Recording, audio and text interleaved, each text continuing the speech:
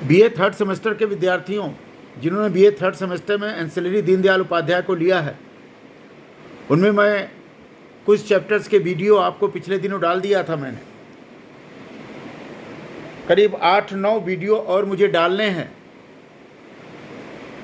जिनका संबंध उनके अर्थव्यवस्था, आर्थिक चिंतन, समाजवाद, पूंजीवाद, विकेंद्रीकरण, अपरिमित अर्थ की व्यवस्था आदि से है और भारतीय संस्कृति के अर्थ से संबंधित उनका ये सब्जेक्ट है। तो मैं आज एक वीडियो पंडित दीनदयाल उपाध्याय के आर्थिक चिंतन और आर्थिक सर्वेक्षण पर आपके सामने रखना चाहता हूँ। पंडित दीनदयाल उपाध्याय समग्रतावादी दार्शनिक थे। समग्रतावादी दार्शनिक होने के कारण वे हर विषय पर तर्क का सहारा लेते थे, हर विषय पर को अपने तर्क की कसौटी पर कसने का प्रयास करते थे। उन्होंने जीवन के किसी विशिष्ट आयाम को जीवन की समग्रता से देखने का प्रयास किया। एक किसी पहलू को ऐसी अतिरेक व्यवस्था प्रस्तुत नहीं करते थे। अगर उनके चिंतन के विभिन्न पहलुओं को आप समझें तो उनका पूरा का पूरा दर्शन, पूरा का पूरा आर्थिक, सामाजिक, राजनीतिक, सांस्कृतिक दर्शन सब कुछ समग्रतावाद पर निर्भर है। वो सारे दर्शन की एक इकाई मनुष्य को मानते थे। जितने भी दर्शन का विकास हुआ, सारा का सारा दर्शन मनुष्य को केंद्र बिंदु में रखकर ही विकसित हुआ, ऐसा पंडित दीनदयाल उपाध्याय का मानना था। पंडित दीनदयाल उपाध्याय ने बहुत अच्छी बात की, उसको मैं कोट कर रहा हूं।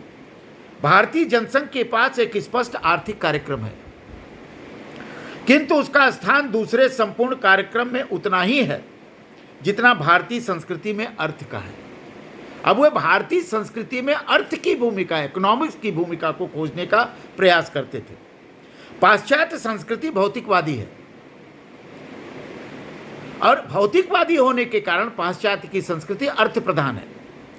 हम भौतिकवाद और आध्यात्मवाद में समन्वय स्थापित करना चाहते हैं। क्रूर भौतिकवाद को पंडित दीनदयाल उपाध्याय स्वीकार नहीं करते। अतिरेक भौतिकवाद को पंडित दीनदयाल उपाध्याय स्वीकार नहीं करते। चूंकि भारत की चिति आध्यात्मवाद पर आधारित है, चूंकि भारत का विकास, भारत का संदर्भ आध्यात्मवाद से जुड़ा हुआ है, इसलिए उन्होंने हर दर्शन को अपने आध्यात्मवाद के साथ समन्वय करने का प्रयास किया। उन्होंने कहा कि यह निश्चित है कि जनसंघ उन अर्थशास्त्री व दलों में है जो अर्थ के सामने जीवन के प्रत्येक मूल्य की उपेक्षा करके चलना चाहते हैं। जनसंघ के अतिरिक्त सिर्फ जनसंघ एक ऐसा दल है जो जीवन के अन्य मूल्यों को भी स्वीकार करती है। उसी तरह भारतीय जनता पार्टी जनसंघ का जो पूर्ववर्ती राजनीतिक दल है, वह भी सिर्फ अर्थव्यवस्था को नहीं मानती, वह जीवन के अन्य मूल्यों को भी देखती है, वह इतिहास को भी देखती है, वह नैतिकता को भी देखती है, वह धर्म और दर्शन को भी देखती है, वह भारतीय इतिहास को भी देखती है, वह भारतीय योग और शिक्षा को भी देखती है, वह भारतीय आयुर्वेद को भी देखती है। माने भारत में मनुष्य के इर्द गिर्द जितने भी तत्व हो सकते हैं, भारतीय जनता पार्टी उस पर अपना हस्तक्षेप करती है।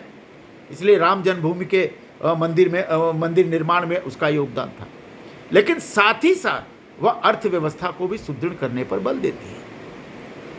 भारतीय जनता पार्टी का या जनसंघ की अर्थव्यवस्था, अर्थचिंतन जीवन के अन्य मूल्यों से प्रभावित होकर ही आगे बढ़ती है, ऐसा पंडित दीनदयाल उपाध्याय का मानना है। जनसंघ हृदय, मस्तिष्क और शरीर तीनों सम्मिलित विचार करता है।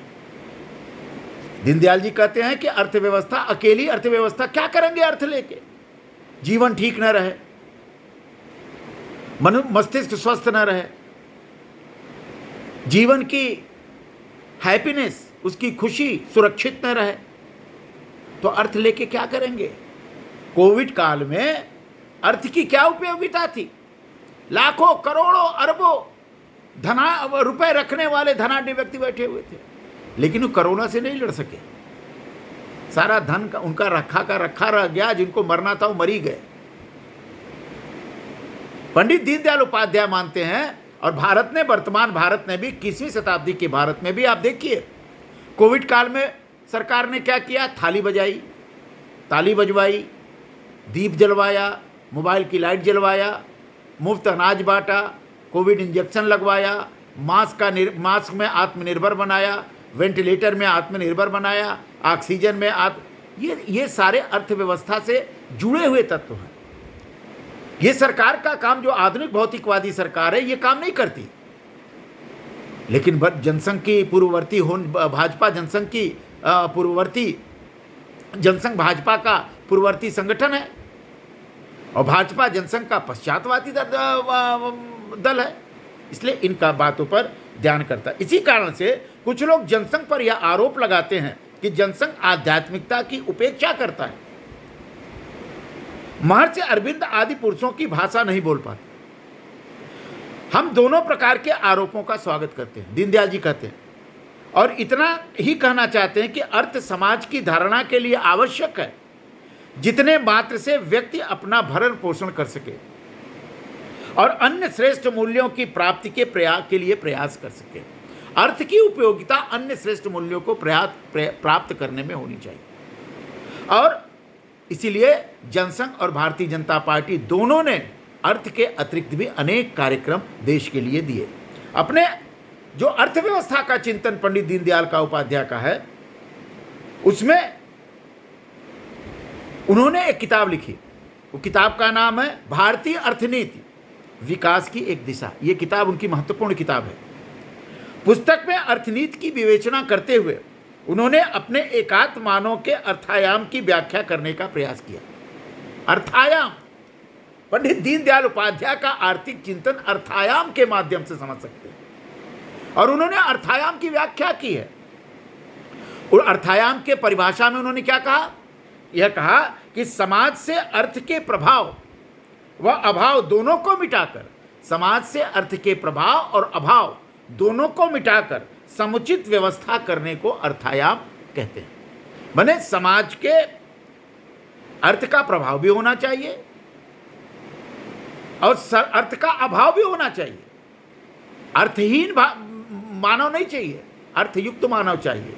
लेकिन अर्थ के प्रभाव से अति भौतिकतावाद होकर के अपना सर्वस्व लुटाने वाले को दीनदयाल जी स्वीकार नहीं करते। और इस बात में वो कहते हैं कि समाज के में अर्थ के प्रभाव और अभाव दोनों को मिटाने का नाम अर्थायाम है। भारतीय संस्कृति में धर्म को आधारभूत पुरुषार्थ माना गया, दीनदयाल जी का मानना है भी। भारतीय संस्कृति में अर्थ आधारभूत पुरुषार्थ है, धर्म अर्थ काम मोक्ष। सुखस्य मूलम धर्म, कौटिल्य कहता है सुखस्य मूलम धर्म, सुख का मूल धर्म है, धर्मस्य मूलम अर्थ, धर्म का मूल अर्थ है। यह कौटिल्य का वाक्य, यह महत्वपूर्ण है, इसे दीनदयाल जी स्वीकार करते हैं। कौटिल्य कहता है कि अर्थ के बिना धर्म नहीं टिकता। धर्म को अगर टिकाना है तो अर्थ की जरूरत पड़ेगी, अर्थव्यवस्था की जरूरत पड़ेगी। संस्कृति को अगर टिकाना है तो अर्थव्यवस्था को जरूरत पड़ेगी। लेकिन संस्कृति की उपेक्षा करके अर्थव्यवस्था की जरूरत नहीं है।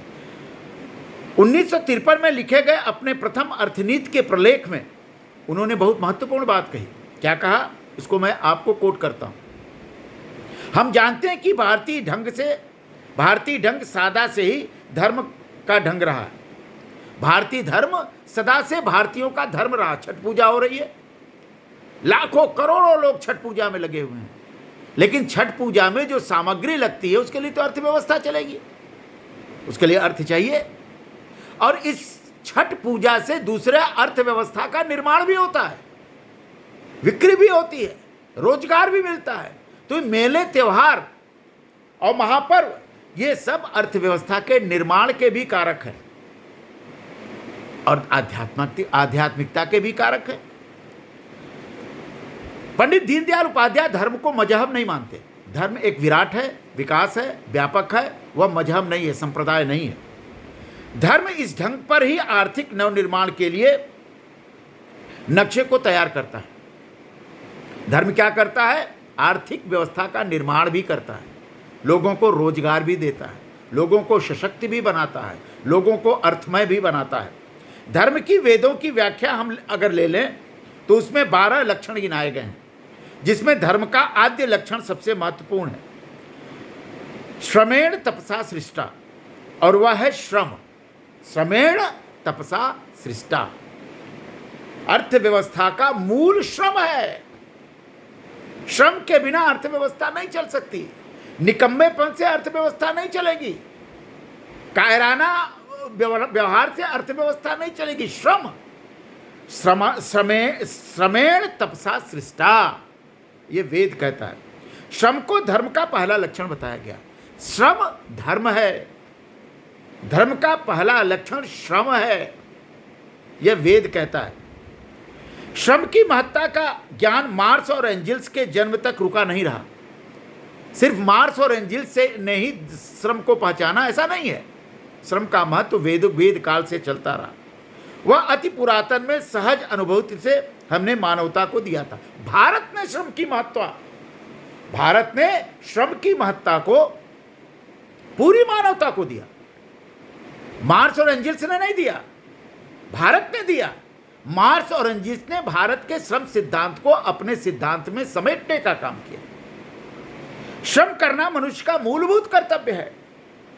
ड्यूटी ऑफ वर्क, यह बहुत जरूरी है।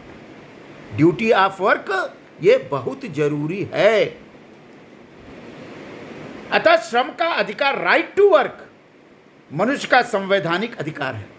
राज्य का पहला कर्तव्य है कि वह प्रत्येक नागरिक को उसकी योग्यता और क्षमता के अनुसार काम करने का अवसर दे। प्रत्येक व्यक्ति को काम का अधिकार मिलना चाहिए, यह दीनदयाल जी का कहना है। काम का अधिकार यो भी योग्यता और क्षमता के आधार पर, जिसकी जैसी योग्यता वैसे उसका काम, जैसी उसकी क्षमता वैसे उसका काम। इन अवसरों में किसी प्रकार का भेदभाव, काम के अवसर में किसी प्रकार का भेदभाव न जाति का, न रंग का और न लिंग का होने देना चाहिए। अद्भुत बात है। राष्ट्र के पुनर्निर्माण की जो योजना बनाई जाए, उसका उद्देश्य सभी व्यक्तियों को काम दिलाना होना चाहिए। सभी व्यक्तियों को काम मिले, सभी को रोजगार मिले। फुल एम्प्लॉयमेंट की बात पंडित दीनदयाल उपाध्याय करते हैं। नेशन के पुनर्निर्माण में जिस दिन फुल एम्प्लॉयमेंट की बात हो जाएगी, उस दिन नेशन का पुनर्निर्माण हो जाएगा। इसी आधार पर पंडित दीनदयाल उपाध्याय पंचवर्षीय योजनाओं के निर्णय के संदर्भ में सदैव यह आग्रह करते रहे कि हमें अपना आयोजना लक्ष्य घोषित करना चाहिए, सबको काम, सबको काम, सबको दाम। यह भारत के अर्थव्यवस्था का मूल स्वर होना चाहिए, यह पंडित दीनदयाल उपाध्याय का कहना है। धन का अभाव मनुष्य को चोर बनाता है। दीनदयाल जी कहते हैं कि धन के अभाव से मनुष्य चोर हो जाता है। अभाव के क्षणों में की गई चोरी को, अगर किसी मनुष्य के पास अभाव है और वह चोरी करता है, तो भारतीय शास्त्रकार उसे अपराध नहीं मानते, उसे आपद धर्म की संज्ञा देते हैं। भारत का संदर्भ देते हैं। उन्होंने कहते हैं कि उन्होंने, विश्वामित्र ने धर्म के अनेक मर्यादाओं को भंग किया। आपद धर्म की संज्ञा देकर शास्त्रकारों ने उनके इस व्यवहार को उचित ठहराया है। यदि अर्थ के अभाव की आपत्ति बनी रही, तो फिर आपद धर्म अर्थात चोरी ही धर्म बन जाएगा। यह भ्रष्टाचार जो जन्म लेता है, यह धन की लुलुप्सा के कारण होता है। धर्म को अधिक से अधिक संग्रह करने की प्रवृत्ति के कारण होता है।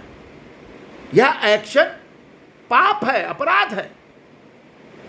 यदि यह आपत्ति समष्टिगत हो जाए अथवा समष्टि का बहुतांश इसमें व्याप्त हो जाए, तो वे एक दूसरे की चोरी करके आपद धर्म का निर्वाह करेंगे। आपद धर्म का निर्वाह करना जरूरी नहीं है, आपद धर्म से बचना भी जरूरी है।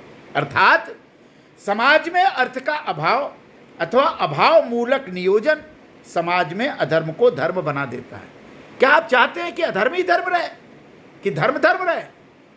दीनदयाल जी अधर्म को धर्म बनाने के रास्ते में एक रुकावट की तरह खड़े हो जाते हैं। वैसे ही धर्म का प्रभाव भी धर्म को नाश कर देता है। केवल धर्म का प्रभाव रहे, केवल कर्मकांड का प्रभाव रहे, तब भी धर्म नाश हो जाता है। अर्थ जब अपने में या उसके द्वारा प्राप्त पदार्थों में उससे प्राप्त भोग विलास के संग आसक्ति से उत्पन्न होती है, तब अर्थ का प्रभाव कहा जाता है। सर्वे गुणा कांचन माश्रयंती, सर्वे गुणा कांचन माश्रयंती, ये बात दीनदयाल जी कहते हैं। जब समाज में सभी धन पारायण हो जाएं, तो प्रत्येक कार्य के लिए अधिकाधिक धन की आवश्यकता होती है। धन का यह प्रभाव प्रत्येक के जीवन में अर्थ का अभाव उत्पन्न कर देता है। इसलिए यह दीनदयाल जी प्रतिपादित करते हैं कि समाज में मापदंड ऐसे होने चाहिए, मानदंड ऐसे होने चाहिए कि हर वस्तु पैसे से न खरीदी जा सके। आजकल तो हर वस्तु पैसे से खरीदा जा रहा है, नैतिकता भी पैसे से खरीदा जा रहा है, सत्य भी पैसे से खरीदा जा रहा है, न्याय भी पैसे से खरीदा जा रहा है, परिवार भी पैसे से खरीदा जा रहा है, प्रेम भी पैसे से खरीदा जा रहा है, यह भी हो रहा है। वैसे ही पैसे से ही मूल्य आंकने का परिणाम यह होगा, दीनदयाल जी कहते हैं कि दुर्बल की रक्षा ही नहीं हो पाएगी। अगर हर कुछ पैसे से खरीदा जाए तो दुर्बल की रक्षा संभव नहीं है। आवश्यकता है दुर्बल की रक्षा करने की, और दुर्बल की रक्षा तभी होगी जो धन के प्रभाव को कम से कम किया जाना चाहिए। शरीर शक्ति में दुर्बल अपनी बुद्धि का उपयोग कर धूर्तता से धन कमाकर अपनी रक्षा कर मूल्य चुकाएगा, वह घूसखोरी होगी। घूसखोरी की परिभाषा देते हैं, क्या परिभाषा देते हैं कि शरीर शक्ति में दुर्बल जो व्यक्ति है अपनी बुद्धि का उपयोग करके धूर्तता पूर्वक धन कमाकर अपनी जो रक्षा का मूल्य चुकाता है, वह घूसखोरी होती है। श्रम का रुपए पैसे में मूल्य आंकना असंभव है। श्रम का मूल्य रुपए पैसे में नहीं आंका जा सकता। श्रम और पारिश्रमिक दोनों का अर्थशास्त्र के क्षेत्र में घनिष्ठ संबंध होने पर भी व्यवहार जगत के लिए सर्वमान्य एवं सर्वकर्ष मूल्य सिद्धांत निश्चित करना न तो सरल है और न ही उपादेय भी। वास्तविकता तो यह है कि दोनों का मूल्यांकन पृथक मापदंड से होना चाहिए। श्रम की प्रतिष्ठा उससे मिलने वाले अर्थ के कारण से नहीं, अपितु उसके धर्मत्व से होती है। श्रम का महत्व धर्मत्व से होती है, क्योंकि श्रम धर्म का पहला लक्षण है। इसी प्रकार किसी व्यक्ति को दिया गया पारिश्रमिक उसके द्वारा किए गए श्रम का प्रतिदान नहीं है, वरन उसके योगक्षेम की व्यवस्था। जब व्यक्ति श्रम करता है और श्रम के एवज में उसको पारिश्रमिक मिलता है, तो यह क्या है? यह श्रम का प्रतिदान नहीं है, श्रम का मूल्य नहीं है, यह योगक्षेम है, उस व्यक्ति का पालन पोषण है, उस व्यक्ति का विकास है। पंडित दीनदयाल उपाध्याय इस प्रकार से समाज शास्त्र व मनोविज्ञान के हिमायती हैं, जिसमें कर्म की प्रेरणा का आधार लोभ वृत्ति नहीं बल्कि कर्तव्य सुख है।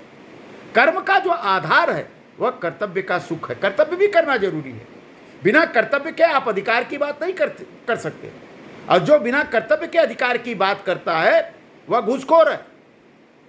पहले कर्तव्य करिए फिर अधिकार की बात करिए। कर्तव्य चाहे जो भी हो, उसे वे अर्थशास्त्र के खिलाफ हैं। दीनदयाल जी उस अर्थशास्त्र के खिलाफ हैं जो मानव जीवन में सामाजिक एवं मनोवैज्ञानिक पहलुओं की उपेक्षा करता है।